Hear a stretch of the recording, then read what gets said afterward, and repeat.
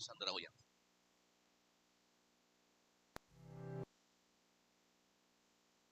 Let's all rise and let us feel the presence.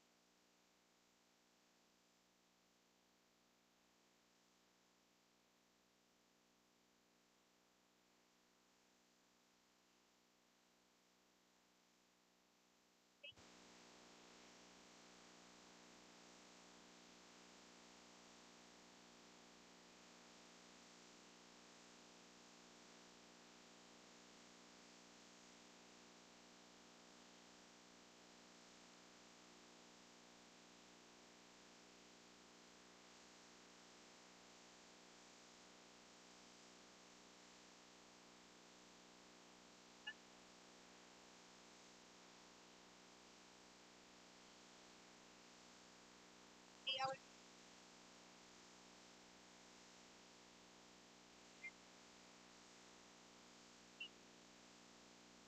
bless our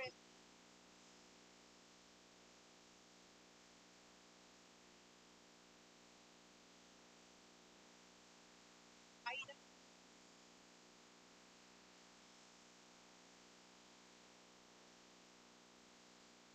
We also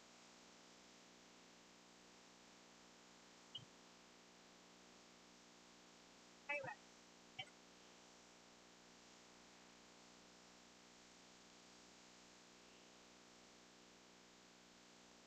Mr. Mr. Chairman, can we dispense the ceremony and give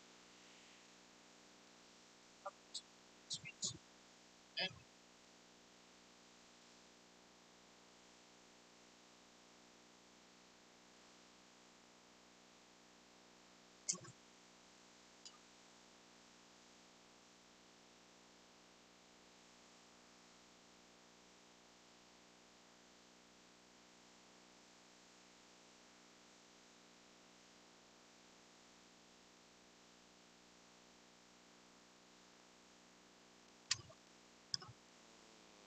Nick Malo, Honorable Ina Sabon, Mark Young, Honorable Samuel Fisumar, Honorable Haile, Honorable Kayaba, Ivan Kay, Honorable Watamas Tiduyan, Honorable Agon Yang Abdullah, Honorable Alma Sandra William, and Honorable Benny. Mr. Chairman, there are 8 members of the body who responded to the call. That includes the presiding officer.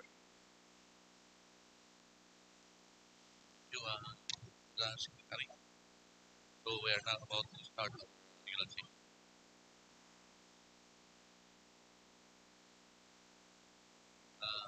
We declare that we have 8 members of the councilors, and we have now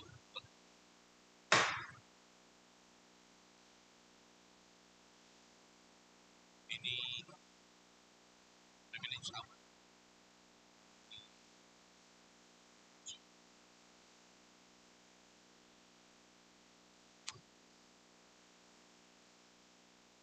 We will give you the 10 minutes to review the minutes.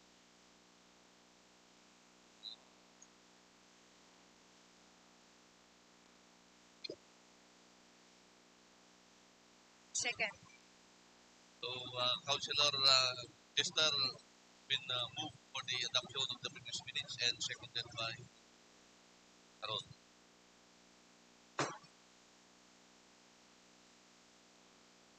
Secretary.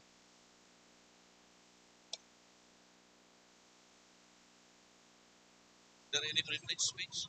Yes, Madam.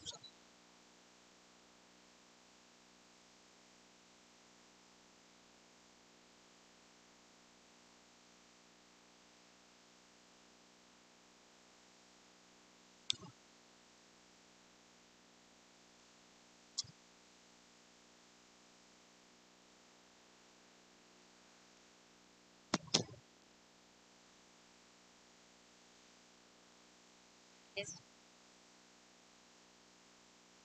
privileged speech condemning the alleged use of money in the selection process of indigenous peoples' mandatory representatives in Tabuk City, Kalinga, and urging the immediate intervention of the Office of the NCIP, or the National Commission on Indigenous Peoples, and the City Local Government Unit of Tabuk City, Kalinga.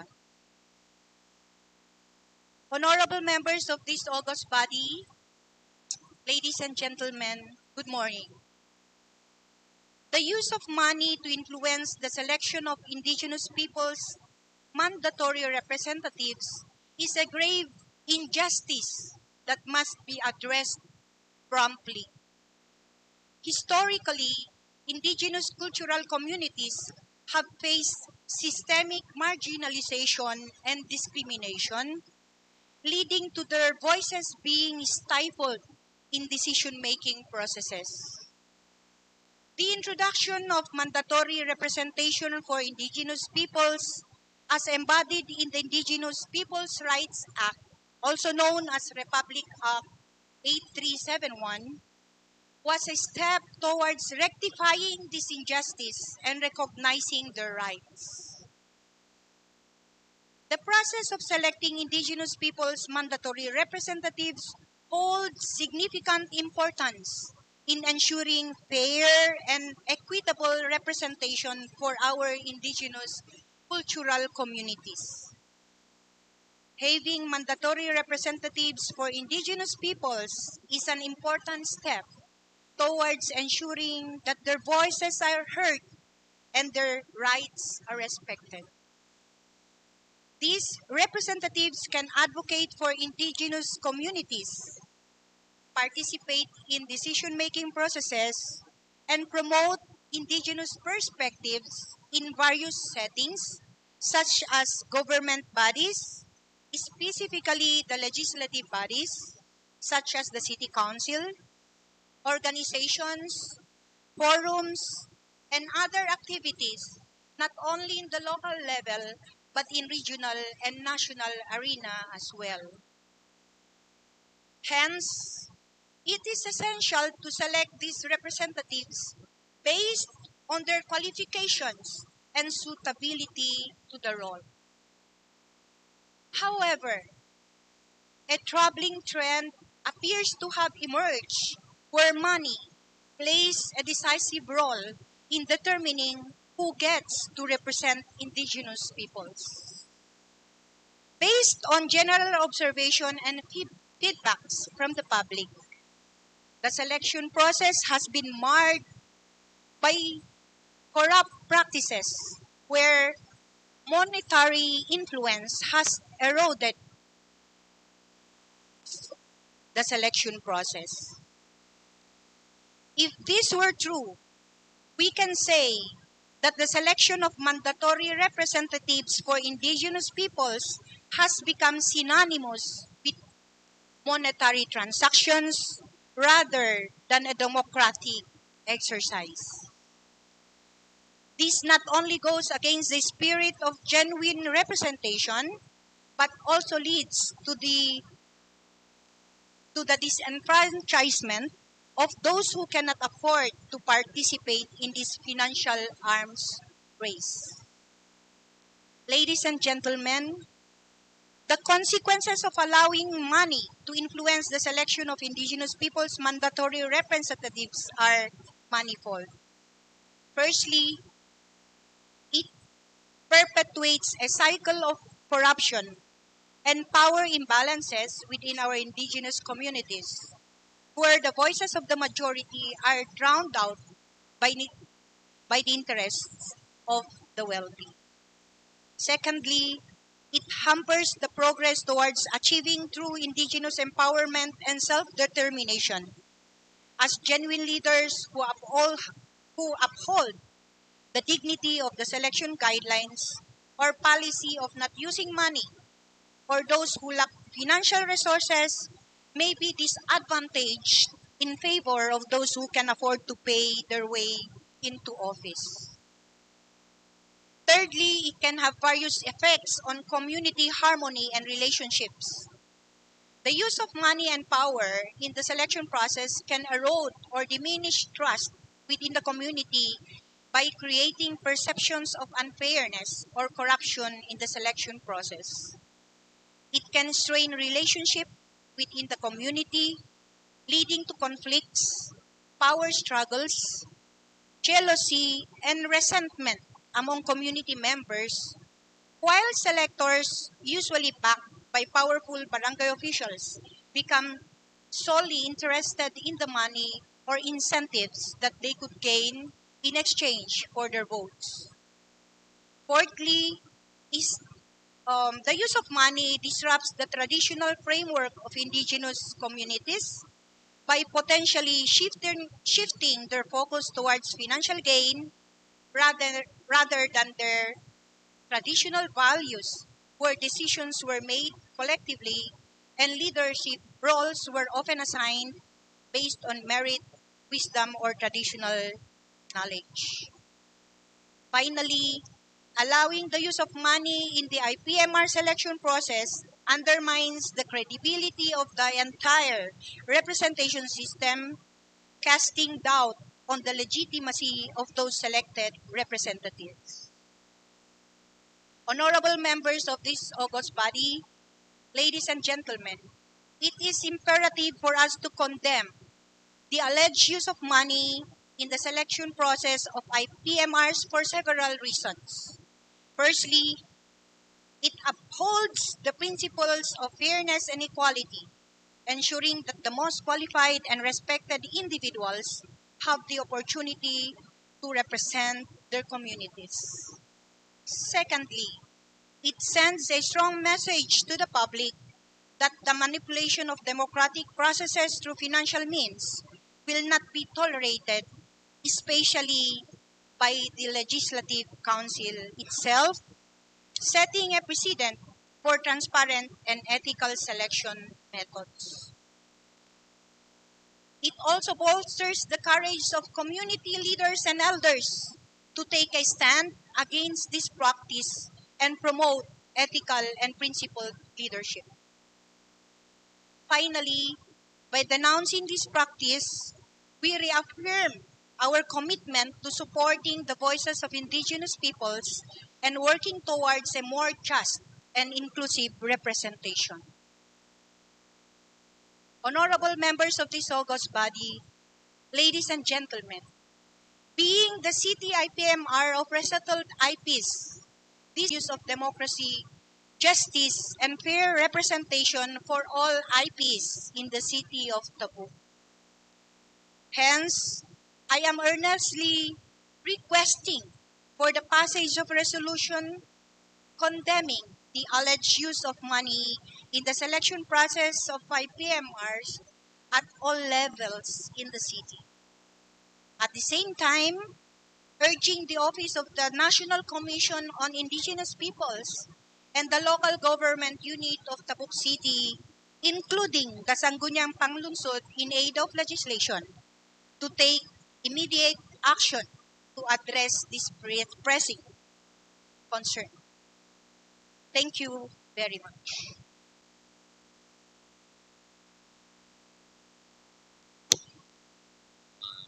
Thank you very much, Madam Sundar, for the speech and action. Yes, Tony. Mr. Chair, we support the global initiative of Sandra. Yeah. It's alleged vote buying in the selection of I. So we will request Madam Sandra, Mr. Chair, who put the motion as she have read well that we pass a resolution condemning its use of money selection process of. Thank Thank you, you. Mr. Chair. So, Mr. Chair, may I respectfully move for the passage of a resolution condemning the alleged use of money in the selection process of IPMRs at all levels in the city, and also a resolution urging the Office of the National Commission on Indigenous Peoples through the Kalinga Provincial Office and the City Local Government Unit of Tabuk, including the Sangguniang Panlusod in aid of legislation, to take immediate action addressing this pressing concern. Mr. Chair, Yes. may I go for a recess, 1 minute recess? Okay, thank you. We have the resolution.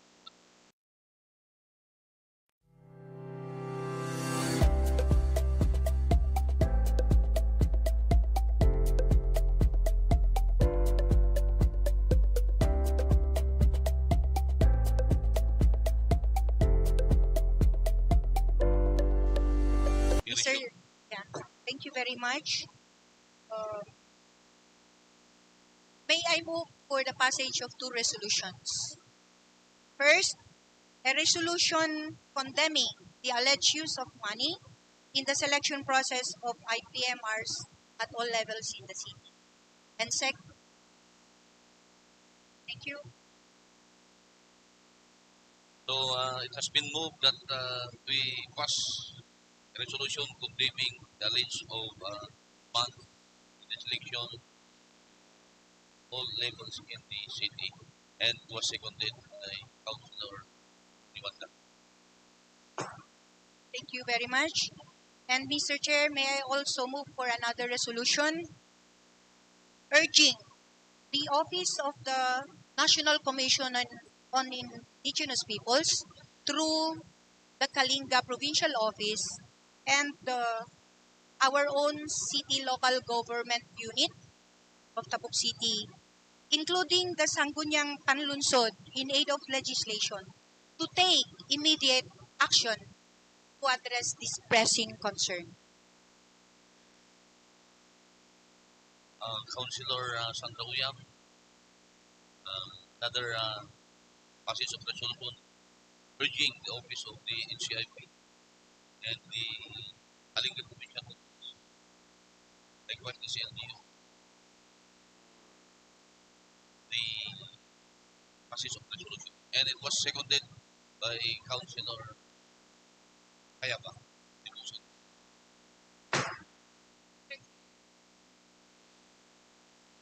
Any of and rather I would like uh, request for a round of applause our beloved IPM for her brave action. Congratulations. Thank you very much. Thank you. Thank you, Madam Dr. Tina Saron, for the good appreciation to our Honorable Sandra Uyam.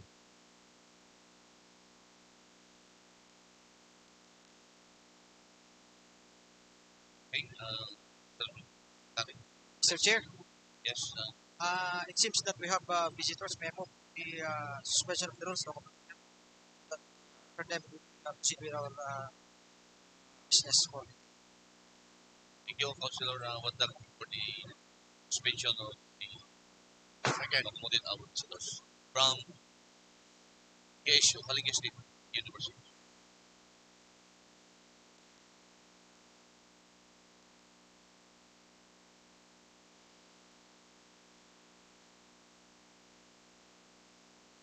Mr. Chair, may we inform that our visitors that are live Facebook? Facebook? Anyway, I think their purpose is related online.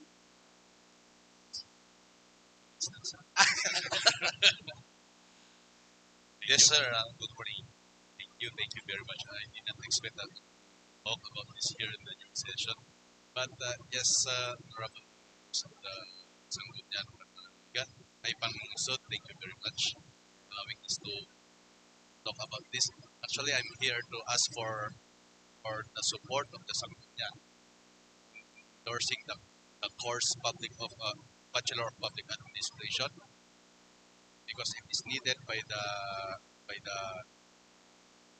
Regional Development Council Chairman Governor Pulot Bayao, and he needed the endorsement coming from the local government unit so that the college, so that the Bachelor of Public Administration course will be prioritized by the CHED.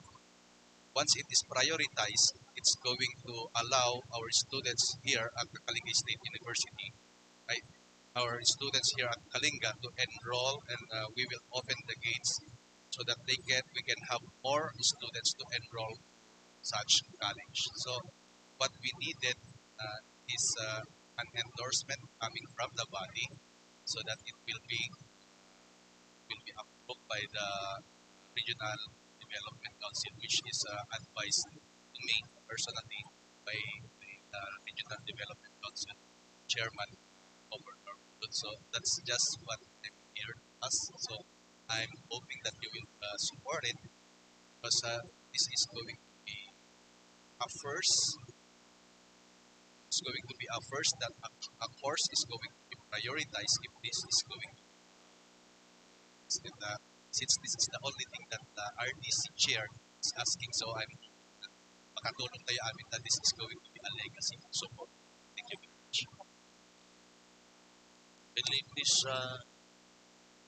introduce yourself? Oh yeah, sorry. Sorry. My name's Juan Moshi Duyan. I'm the current Dean of the College of Public Administration and Indigenous Governance, Kalinga State University. Since City IPM Armenic Duyan is my uncle, and City Councilor Baby Kayaba is my ninong.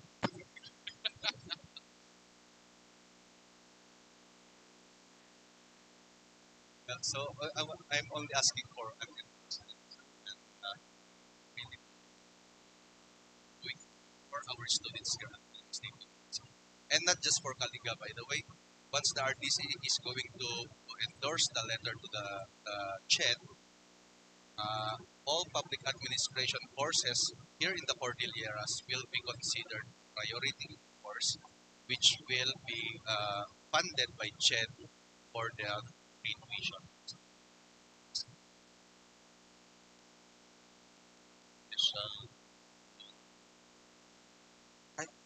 Yes, Yes, Mr. Chair. So you are requesting for endorsement from this honorable body to endorse the request for inclusion of scholarship for BPA program, The public administration. public administration, Yes, not only in case of Cordillera. Cordillera. Yeah, but the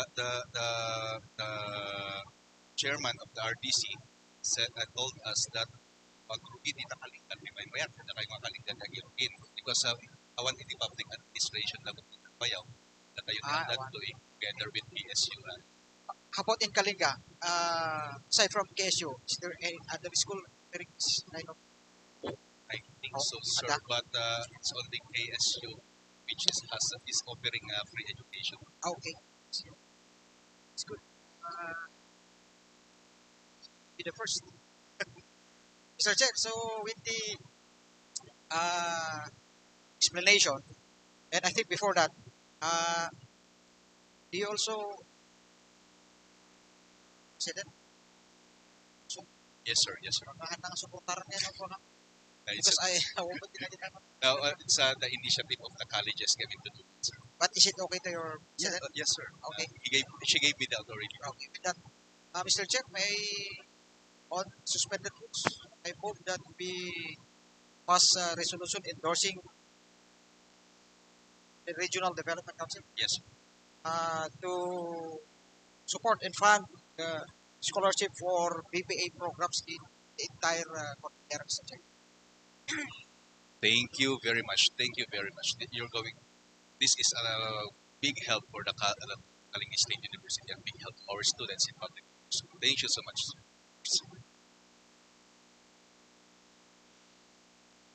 under the road the motion of Councilor Bandak and by Councilor Quijano.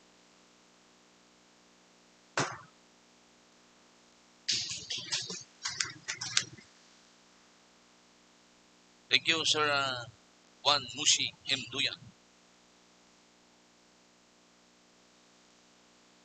Uh, can we also request Sir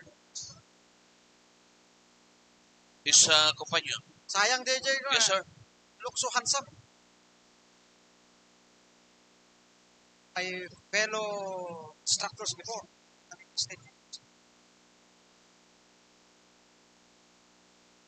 Hello, sir. Good morning. Actually, I'm just being inspired by Sir Attorney.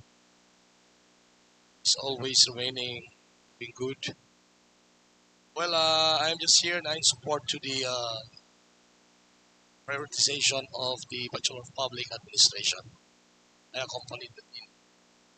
So, thank you very much for giving your support for the prioritization of our program. And as mentioned a while back, actually it's a legacy because BPA is not being considered as a priority course by the Commission on Higher Education.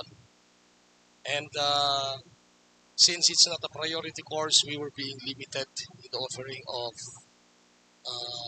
sections to our students. And also our students are being deprived of several benefits, most especially on scholarships. So as a condition for them to be able to avail for that one is that it must have to be prioritized.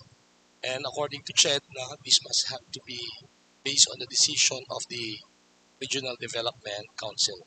And that's the one that we are currently pushing through. So I'm also sorry for my beautiful voice. I also nagbibinata. So thank you, sirs. Thank you, madams. Mr. Chair, may I request Sir Moshi to provide his contact number to the Secretariat for the wordings of the resolution. Thank you, Mr. Chair. Thank you. Yes, sir. And we say thank you also for allocation.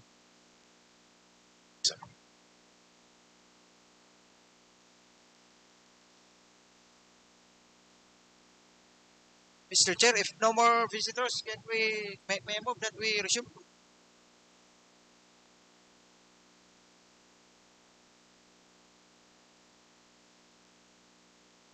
Sa reason could proceed our communication.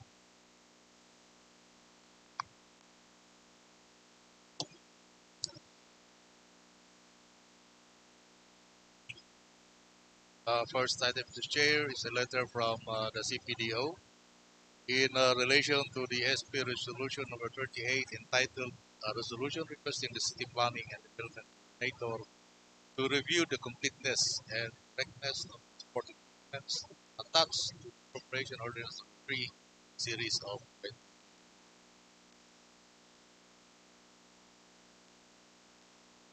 Mr. Chair, may I inform the August body that yesterday RSL is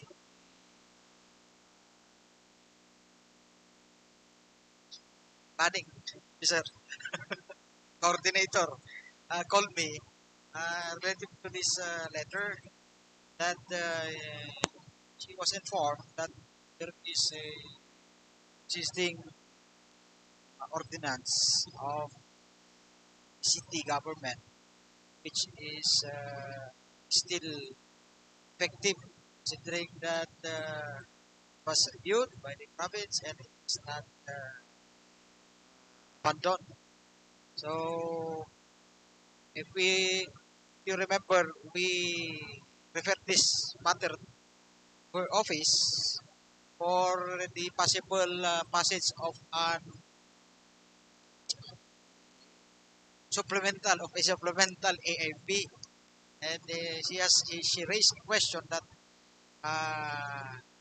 then you should first abandon or revoke your ordinance so that it start and you so that we can already start convening the CDC for this matter.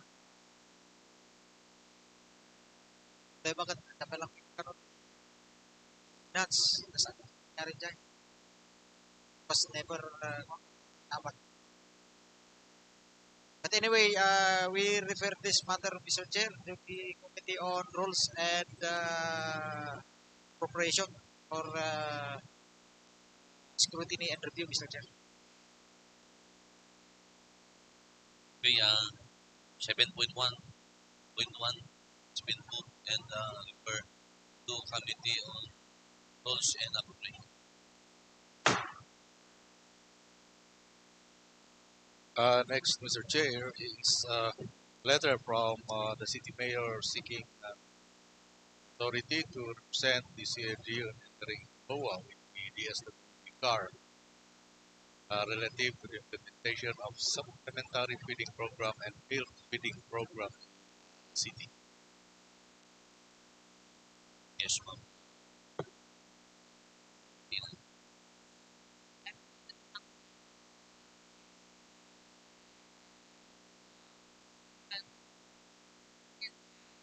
Department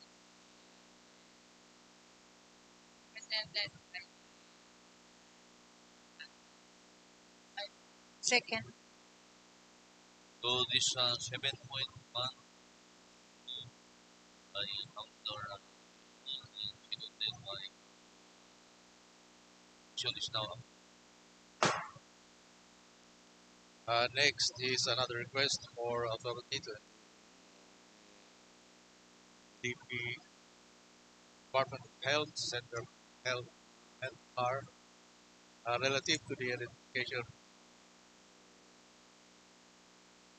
documentation, and identification of materials for good practices in health or the Upland Luzon.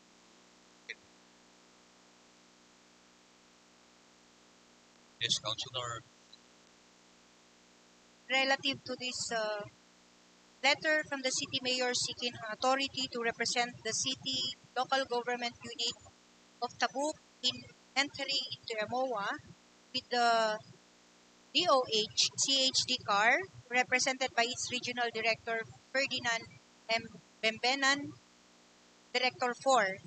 I move for the passage of a resolution giving authority to the mayor for this matter.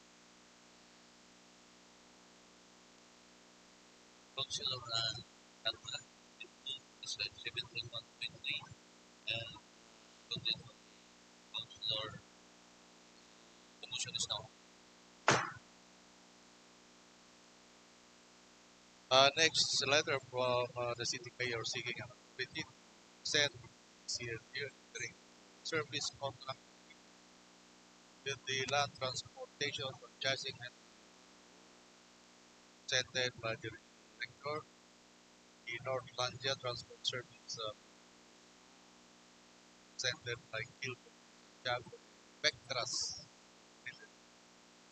presented by L. Smith, relative to the implementation of public utility billing.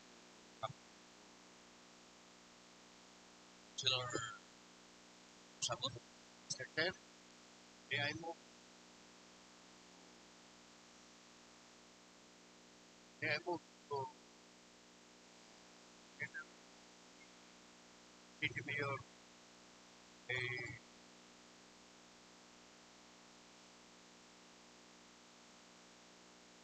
global service contract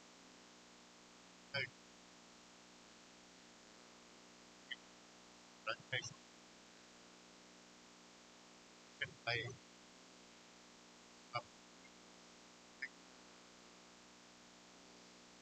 and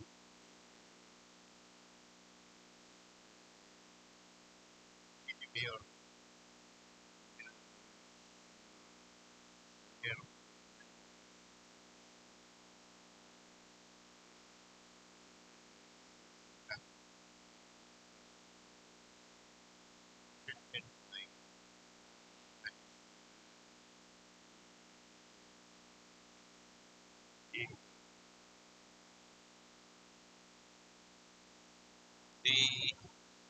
service contract agreement between the Land Transportation Administration, the Regulado Board, and the local by the Honorable City Mayor and the Northlandia Transportation District by Gilbert E. Santiago and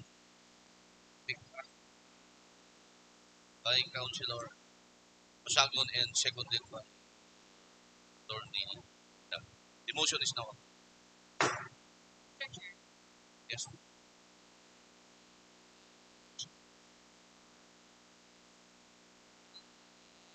That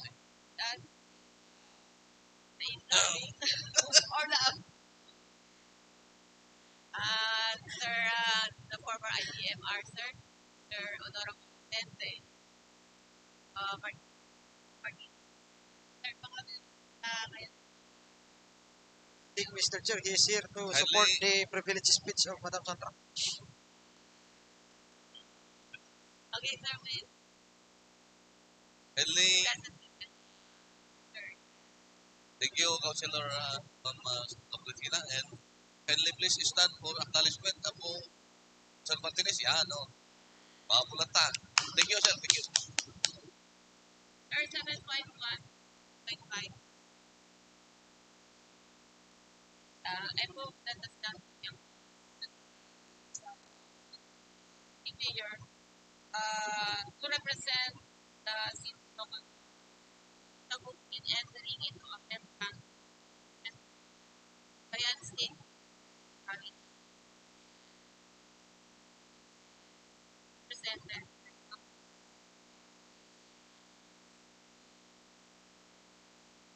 I move. Okay. Thank you, Madam Martina Sarol, for this 7.1 move. 5.5, 7.1, seconded by Councilor uh, Sandra. Yeah. Get ma'am?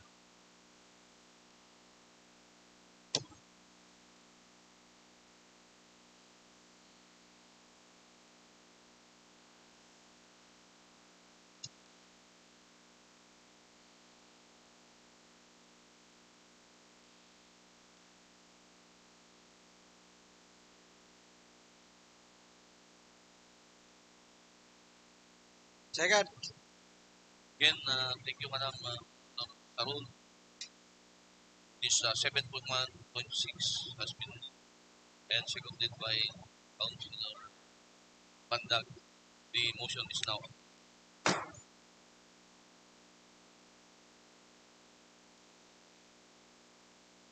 Next are items numbers 7.1, 7, 9. These are letters from the city mayor seeking aid funds, the funding and implementation of certain projects like Lano Norte in Barangay Ipil and no.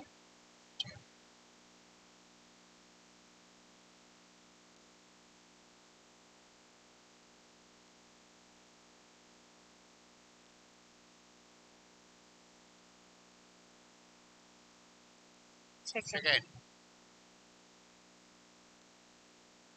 Thank you, Councilor Kayapa, for having the motion of 7.1.7, 7.1.8, and 7.1.9 first reading and referred to Committee on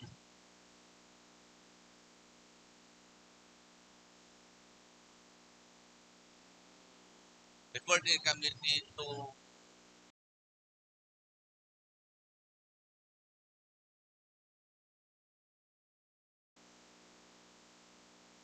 I for the approval of the first reading of 7.1.7, 7.1.8, 7.1.9, and referred to committee Point of order, for Mr. first Chair. reading. Sige.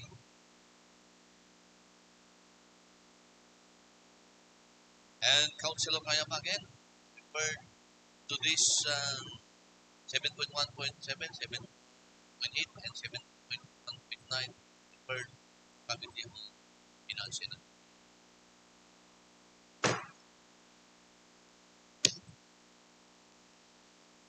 Next item, Mr. Chairman, are annual budgets of Barangay Taklag and San Julian submitted for review and approval. Committee on Sir,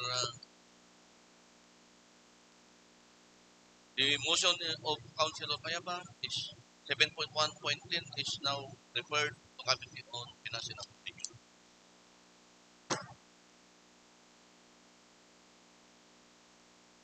So the motion.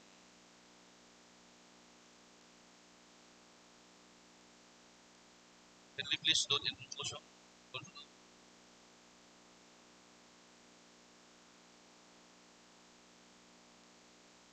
Again, to the 7.1.11 referred to the Committee on Finance and Appropriation is now.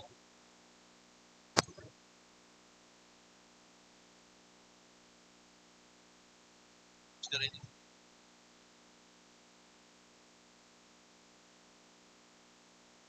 So the motion of Councilor Payapa is now.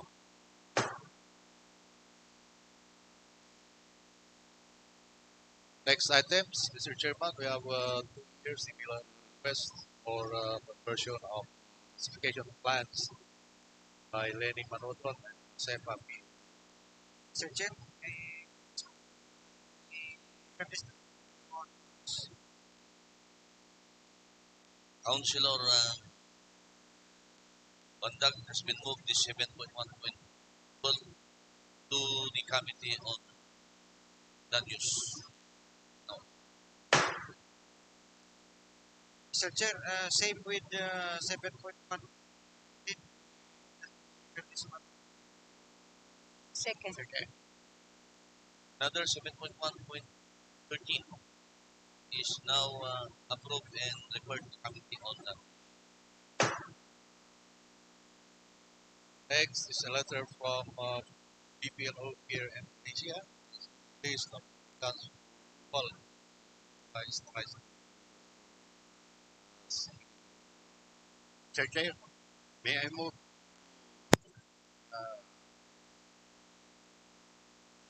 May I move to prepare to committee on that? Councilor Pasagon has been moved this 7.1.15 to the Committee on Land Use and seconded by Councilor Sandra. Transportation is now referred to the Committee on and seconded by motion is now. Now we have another letter from BPO transmitting the list of new and additional applicants of MTAP for approval, Mr. Chair. Yes, ma'am.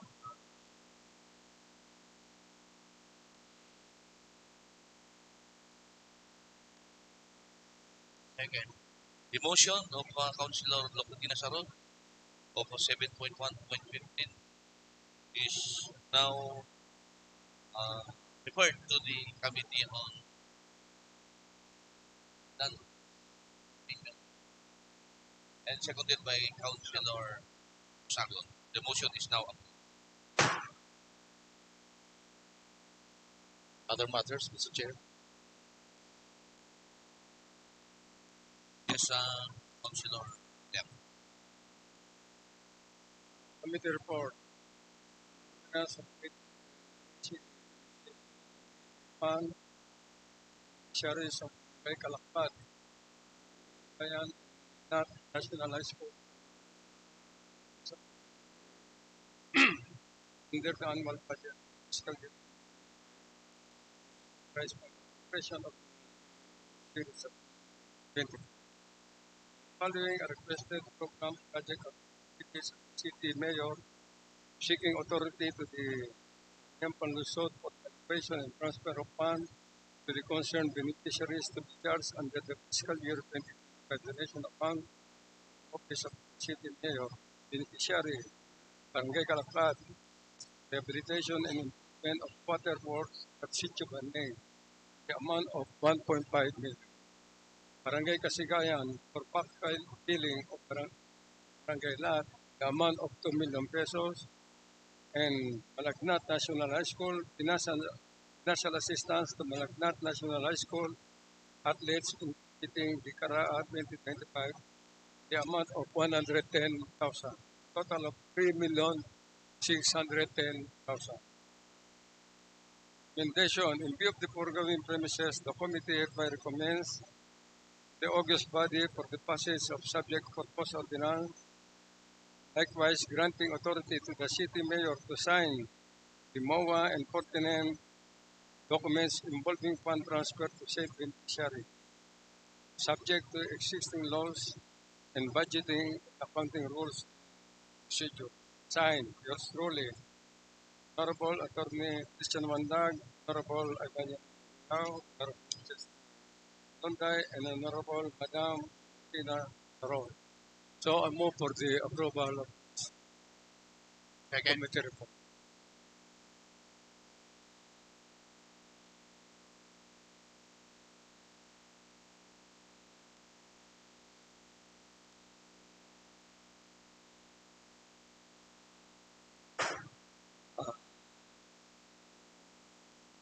Mr. Chair, Admit your commentary as earlier that we will last close the last actual Thursday, business.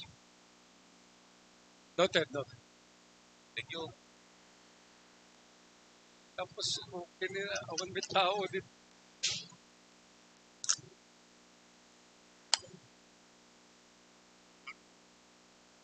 There's another report. Councilor Rem. Mr. Chair, I move for the suspension of the Suspended. I move for the approval for second reading.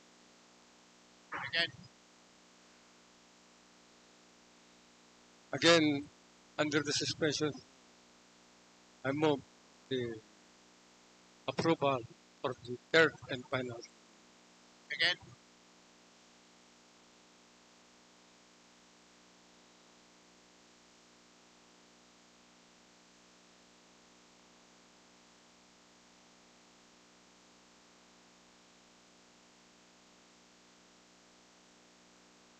Mr. Chair, ordinance, Mr. Chair.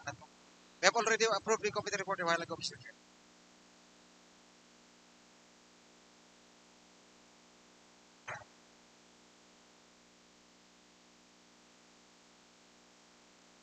Other committee report. Ordinance, question ordinance number 04, series of 2024, to change the designated location of the intended project purchase of service vehicle from Barangay Amlao to Barangay Lukog for the purchase of vehicle in the amount of 1,500,000 and allocating additional 300,000 for the walk-in donation to increase the original amount to 1.8 pesos. That the committee findings that the letter request of the city mayor seeks the Sangguniang Panlusot for the amendment of the appropriation ordinance number 04 series of 2024 for the change of the designated location of the identified donation project, purchase of service vehicle from Barangay Amlao to Barangay Lukog for the purchase of service vehicle in the amount of 1.5 million and allocating additional 300 pesos from the walk-in donation account of the Office of the City Mayor, increasing the total budget to 1,800,000 pesos. Recommendation. View of the foregoing premises, the committee hereby recommends to the august body for the passage of the subject proposed ordinance, likewise allocating an additional amount of 300,000 pesos charged from the walk-in donations account, the city mayor increasing the total amount of 1.8 million and granting authority to the city mayor to sign the MOA and pertinent documents involving fund transfer to concerned barangay, subject to existing laws budgeting, accounting, auditing rules, procedure. So, respectfully submitted, yours truly, Attorney Christian Wandag, Attorney M. Van Bangayao, Madam Lucretina Sarol, and Honorable Chester Arlinda. So, I move the acceptance of this committee. Councilor Kawayama has been moved is Cabinet Finance and Operation, and it's been moved and seconded by Councilor. The Cabinet report now. So again, Mr. Chair, I move for the suspension of rule. Second. Under the suspension, I move for the approval of this committee, or this ordinance for second. Councilor Kayama has been moved for the ordinance for second, and seconded by Councilor Pinas. Sige, committee report now. Then, Mr. Chair, this motion move for the suspension of rules for the approval of this ordinance. Third and final. Second. And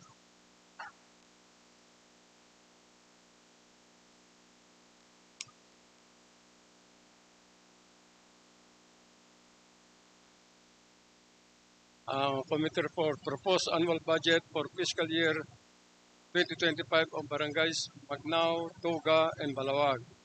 Attached herein are the budget review of the proposed SK annual budget for the fiscal year 2025. Barangay Magnao, involving amount of 349,852 pesos. Barangay Tuga, appropriation amount of 401,610 pesos. Barangay Balawag, involving an appropriation amount of 425,000 pesos. Recommendation, in view of the foregoing premises, the committee therefore recommends for the passage of separate resolutions declaring operative in its entirety the fiscal year 2025 SK annual budget of barangays Magnao, Tuga, and Balawag, subject to existing laws and budgeting rules and accounting. Respectfully submitted, yours truly, Attorney Christian Mondag, Attorney Ebanianic Bagayao, Honorable Chester Olunday, and Madam Honorable Lucretina Saro. So I move for the approval. again, the capital report, Finance, and seconded by the Another one. A committee report.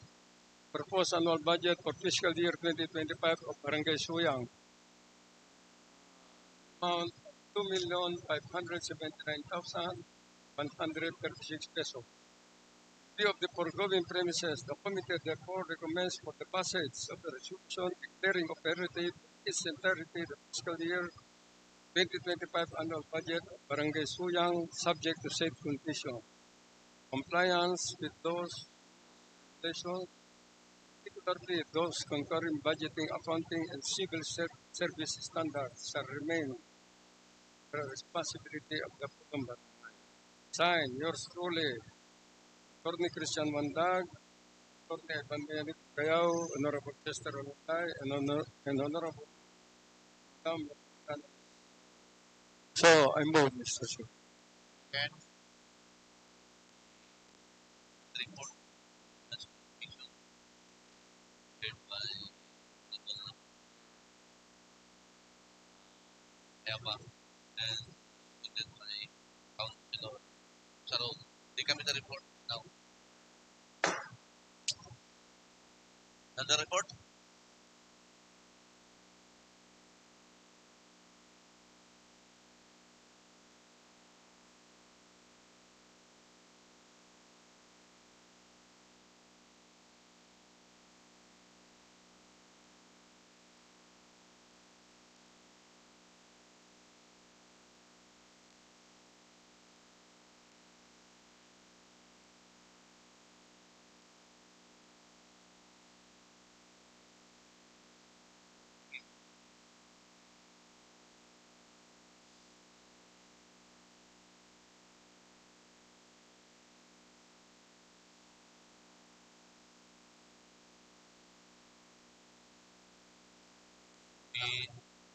have a recess.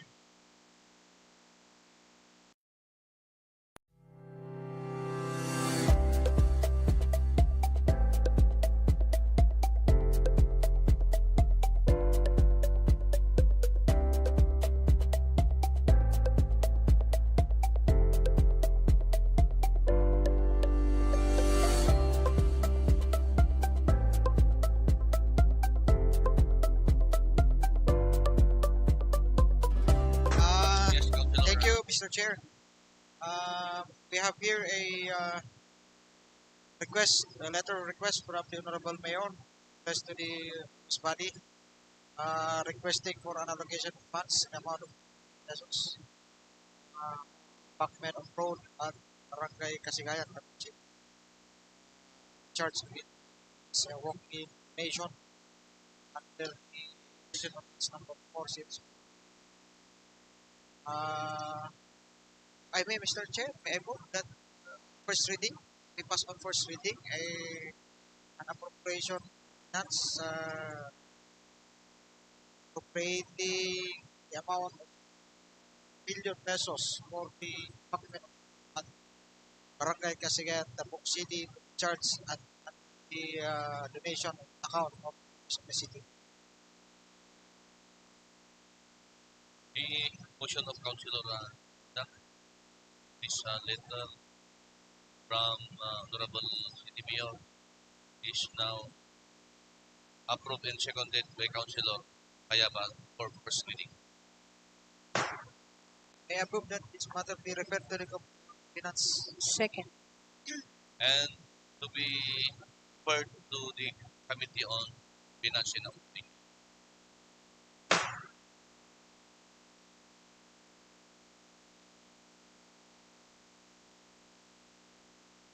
Other matters?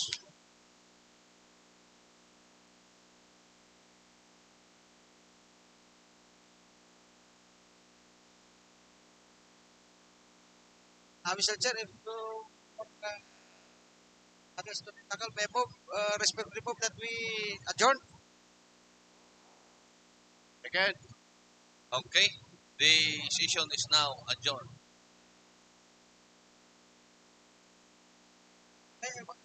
Yes. Kindly please assist the one who is raising her hand.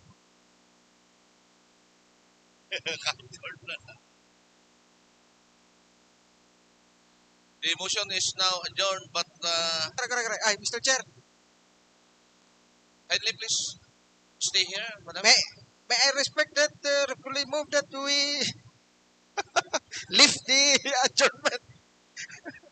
Ada di ko kayam, ada tinalipatan ng isa, Mr. Chair. Ay, okay, thank you, Mr. Chair. There is this another letter from the office of the city mayor.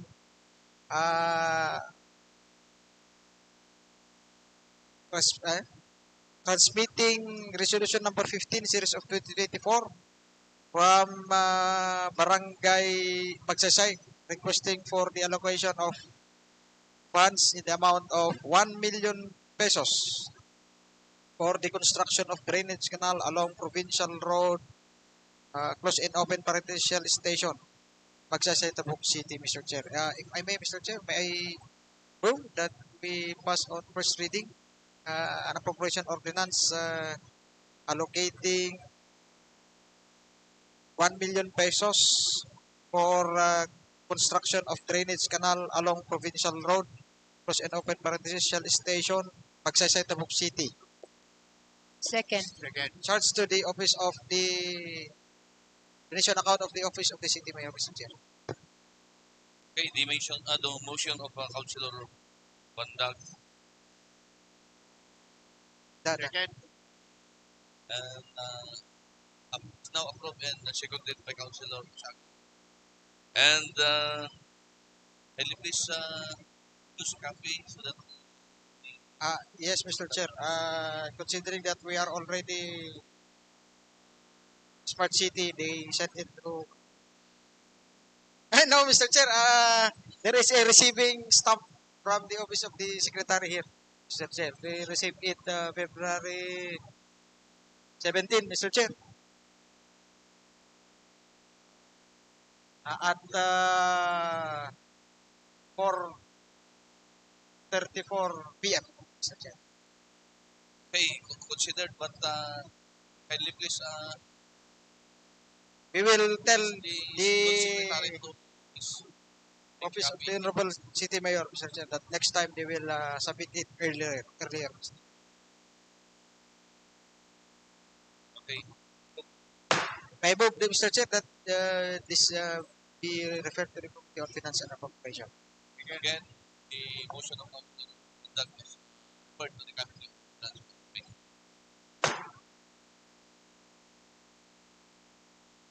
Is there any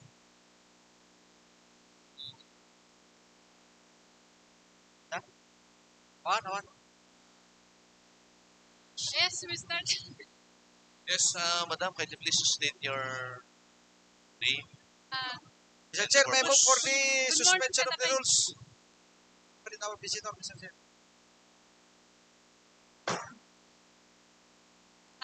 Thank you, Mr. Chair. Good morning, kada kayo amin.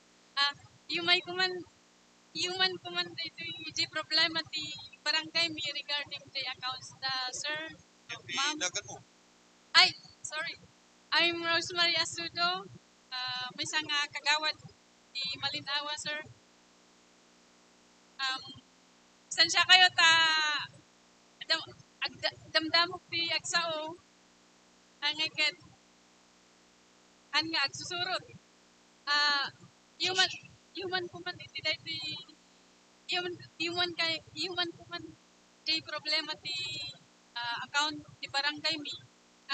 Siguro amo tayo amin di history na ket agpatulong kami kuman Mr. Chair, apo kagawad, Yes, sir.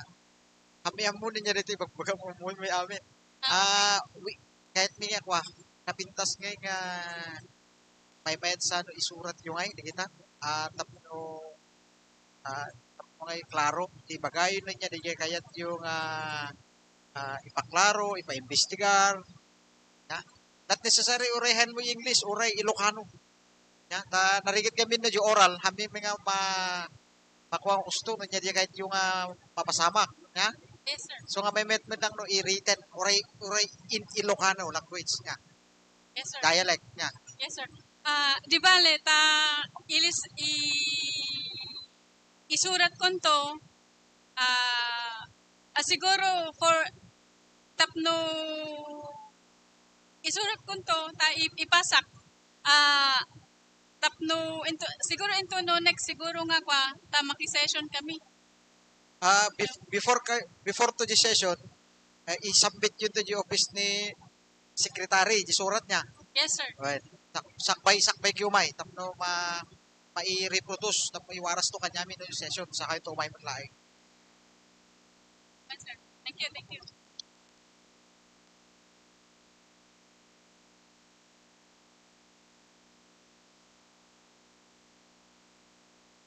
Ako, kagawad, when napintas ka rin the statement ni the process na. But by next meeting, next session, sa session. So, earlier, submit mo to the letter. So, madiscuss ulit pa. Next week. Well, next week pa lang. Before Friday, submit ka. From Monday to Thursday, yeah, kang isa. Have to be included to the end or next week. O, kagawan. Okay. Yes, sir. Nakainan na ka, kawan. Ano ba ito? Ha? Answer. Okay. Thank you, Thank you. Apo Kagawan. Yes, Mr. Councilor. Chair, may I move the adjournment, please? May po for the resumption of the rules, Mr. Chair. Mr. Chair, may I move for the adjournment?